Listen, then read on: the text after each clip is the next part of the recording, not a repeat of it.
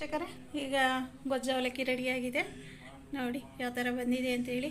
ನಿಮ್ಗೆ ಇಷ್ಟ ಆದರೆ ಲೈಕ್ ಮಾಡಿ, ಶೇರ್ ಮಾಡಿ, ಸಬ್ಸ್ಕ್ರೈಬ್ ಮಾಡಿ. ಧನ್ಯವಾದಗಳು ಸ್ನೇಹಿತರೆ. ನೋಡಿ, ಈ ಸ್ಟವ್ ಮೇಲೆ ಒಂದು ಬಾಣಲೆ ಇಟ್ಟಿದ್ದೀನಿ. ಈ ಬಾಣಲೆ ಅಂಟಿಸ್ಕೊಳ್ಳೋಣ. ಸ್ಟವ್ ಅಂಟಿಸಿ ನಾನು ಒಂದು ಸ್ವಲ್ಪ ಕಾಯಕ್ಕೆ ಇಡ್ತೀನಿ. ನಾನು ಇದಕ್ಕೆ ಕಡಲೆಕಾಯಿನೇ ಸೇರಿಸ್ತಾ ಇದ್ದೀನಿ. ನಿಮ್ಮಲ್ಲಿ ಯಾವುದಿದೆಯೋ ನೀವು ಅದನ್ನು ಸೇರಿಸ್ಕೊಬೋದು. ಕಡಲೆಕಾಯಿ ಎಣ್ಣೆ ಹಾಕಿದ್ರೆ ಸ್ವಲ್ಪ ರುಚಿ ಜಾಸ್ತಿ ಕೊಡ್ತೀವಿ ಅಂತ ಹೇಳಿದೆ ಲಾಸ್ಟ್ ವಿಡಿಯೋದಲ್ಲೇ. ನೋಡಿ ಇಷ್ಟು ಹಾಕ್ತಿದ್ದೀನಿ. ಈಗ ಯಾವ ಥರ ಮಾಡೋದು ಅಂತಂದರೆ,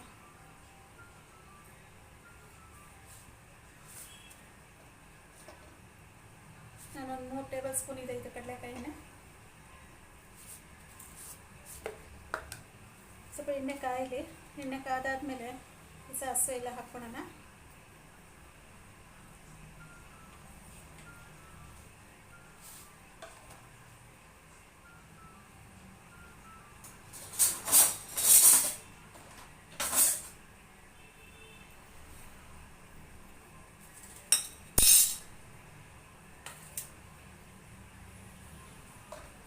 ನೋಡಿ, ನಾನು ಸಾಸಿವೆ ಹಾಕ್ತಿದ್ದೀನಿ.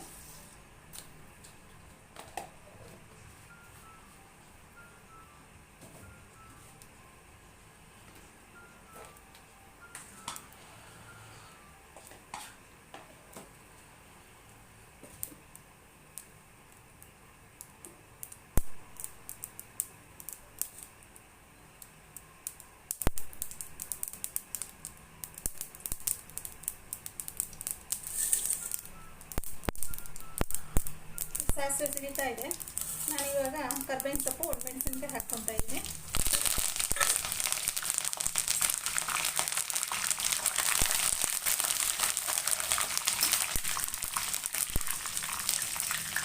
ಮತ್ತು ಕಡಲೆ ಬೀಜ, ಕಡಲೆಬೇಳೆ ಮತ್ತು ಉದ್ದಿನಬೇಳೆ ನಾನು ಸೇರಿಸ್ಕೊಳ್ತೀನಿ.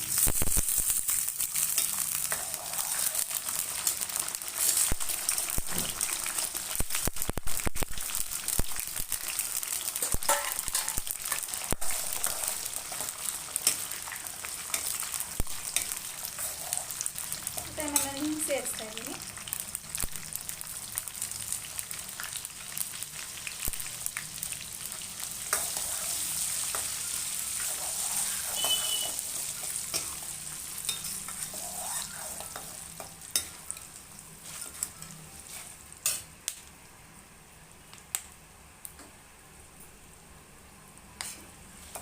ಇದು ಸ್ವಲ್ಪ ಸಿಡಿಯುತ್ತೆ ಅಂದರೆ ಸ್ವಲ್ಪ ಬಾಯಿ ಬಿಡುತ್ತೆ ಕಡಲೆ ಬೀಜ.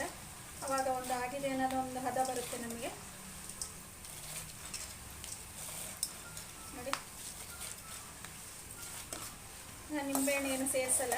ಇದು ಹುಣಸೆಹಣ್ಣು ಸೇರಿಸೋದ್ರಿಂದ ನಿಂಬೆಹಣ್ಣೇನು ಹಾಕಲ್ಲ ನಾನು ಇದಕ್ಕೆ. ನೋಡಿ,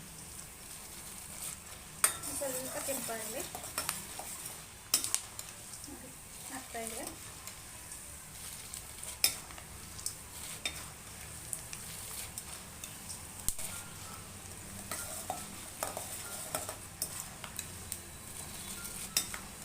ನೋಡಿ, ಇದು ಆಗ್ತಾಯಿದೆ. ಇದಕ್ಕೆ ನಾನು ಒಣಮೆಣಸಿನ್ಕಾಯಿ, ತೆಂಗಿನಕಾಯಿ, ಜೀರಿಗೆ ಎಲ್ಲ ರುಬ್ಬಿದ್ನಲ್ಲ, ಇದನ್ನು ಸೇರಿಸ್ತಾ ಇದ್ದೀನಿ.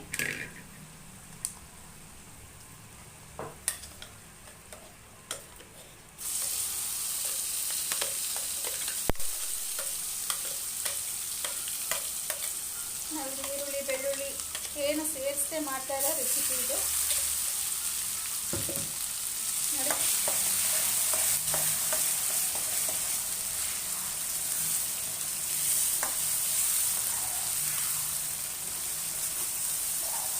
ಟೈಮಲ್ಲಿ ನಾನು ಉಪ್ಪು ಸೇರಿಸ್ತೀನಿ.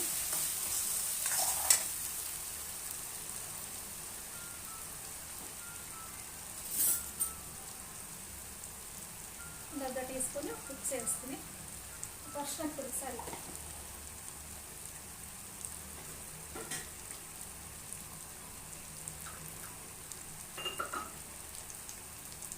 ಒಂದು ರುಚಿಗೆ ನಾನು ಪುಡಿ ಸೇರಿಸ್ತಾ ಇದ್ದೀನಿ. ಪುಡಿ ಉಪ್ಪಿದು.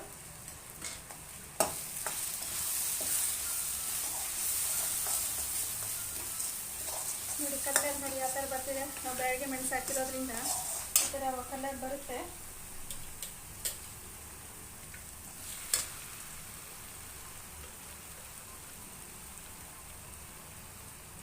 ಒಂದು ಹುರಿದಿರೋವಂಥ ಮಸಾಲೆನ ನಾನು ಇದಕ್ಕೆ ಸೇರಿಸ್ತಾ ಇದ್ದೀನಿ ಜಾರಲ್ಲಿರೋದು.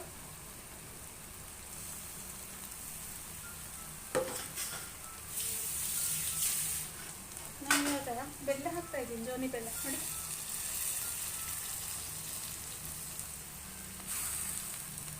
ಇದು ಬೆಲ್ಲ ಹಾಕಿದ್ರೆ ಇದು ಟೇಸ್ಟ್ ಇರೋದು ಇದು ಗೊಜ್ಜು ಅವಲಕ್ಕಿಗೆ.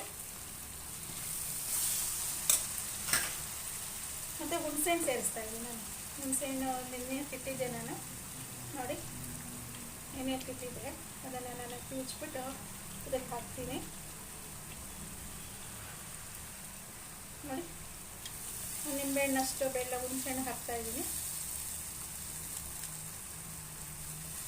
ಇದು ಎಲ್ಲ ಸೇರ್ಕೊಳ್ಳುತ್ತೆ, ಉಪ್ಪು ಹುಳಿ ಸಿಹಿ ಖಾರ ಎಲ್ಲ ಸೇರ್ಕೊಳ್ಳುತ್ತೆ ಇದಕ್ಕೆ.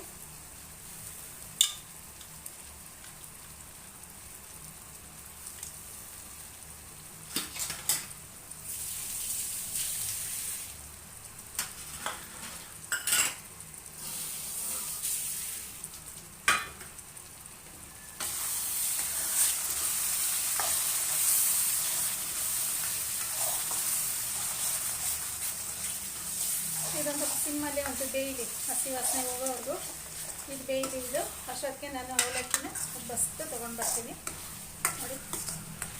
ಗೊಜ್ಜು ಅವಲಕ್ಕಿ ಈಗ ಗೊಜ್ಜು ಥರನೇ ಆಗಿದೆ ಐತೆ ಇದು. ಸೊ ಸಿಮ್ಮಲ್ಲಿ ಇಟ್ಕೊಳ್ಳೋಣ, ಹಸಿ ವಾಸನೆ ಹೋಗೋವರೆಗೂ ಅದೊಂದು ಸ್ವಲ್ಪ ಬೇಯಲಿ.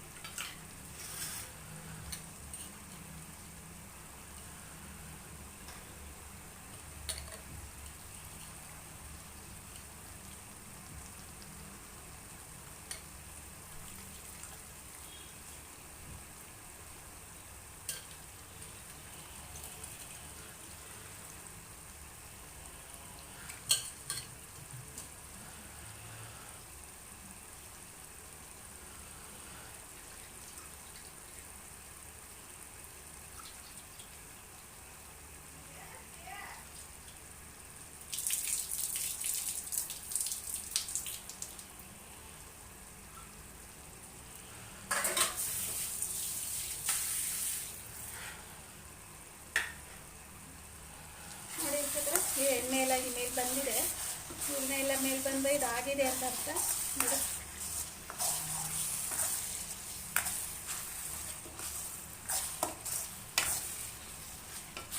ನೋಡಿ ಆ ಥರ ಬಂದಿದೆ.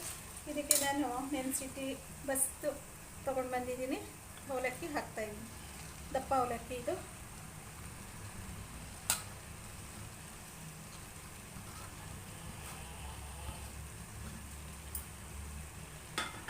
ಈಗ ಒಂದು ಸ್ವಲ್ಪ ಉರಿ ಜಾಸ್ತಿ ಮಾಡ್ಕೊಳ್ಳೋಣ, ಯಾಕೆಂದರೆ ಇದು ಮಿಕ್ಸ್ ಆಗಬೇಕು ಎಲ್ಲ ಮಸಾಲೆ ಎಲ್ಲ.